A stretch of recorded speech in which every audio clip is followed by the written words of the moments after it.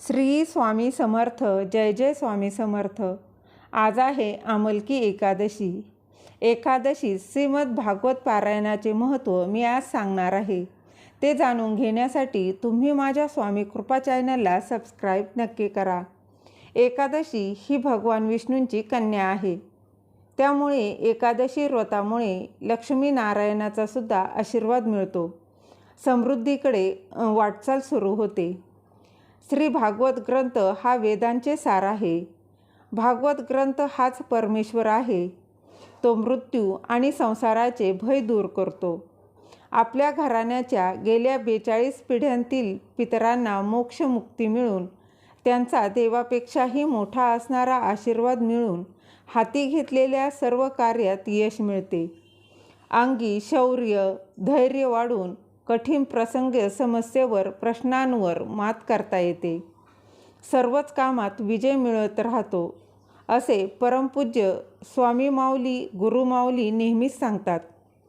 भागवत कथेच्या सतत चिंतन मनन व पठनाने मनुष्याचे जन्मजन्मांतरीचे शाप ताप दुःख दैन्य प्रारब्ध आणि पाप कर्म विलीन होऊन त्यातून मुक्ती मिळते. मोक्ष प्राप्त होतो. म्हणून प्रत्येक एकादशीस संक्षिप्त भागवत या ग्रंथाचे एक पारायण करावेच करावे असे आपले श्री स्वामी समर्थ गुरुमाऊली आपल्या हितगुज मार्गदर्शनातून गेली 50 वर्ष सातत्याने सांगत आहेत.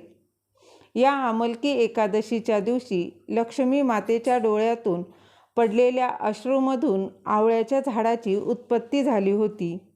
म्हणून या एकादशीस आमलकी म्हणजेच आवळा एकादशी म्हणतात.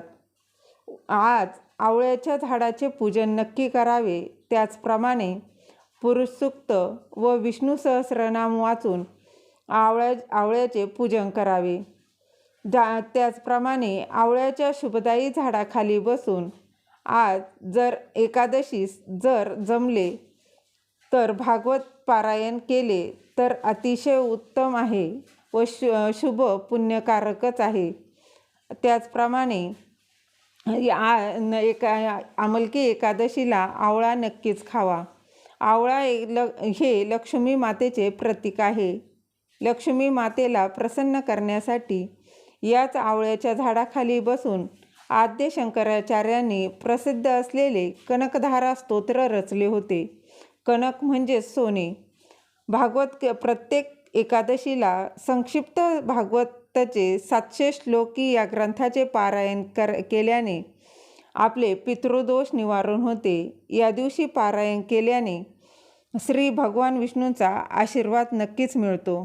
त्याचप्रमाणे स्त्रियांचे सासर आणि माहेर अशा दोन्ही घराण्यांचे दोष घालवण्याचे सामर्थ्य भागवत ग्रंथात आहे. झालेली सेवा स्वामी महाराजांच्या चरणी अर्पण करते. व दिलेली माहिती तुम्हाला आवडली असेल तर लाईक करा, शेअर करा, सबस्क्राईब करायला विसरू नका. श्री स्वामी समर्थ. जय जय स्वामी समर्थ.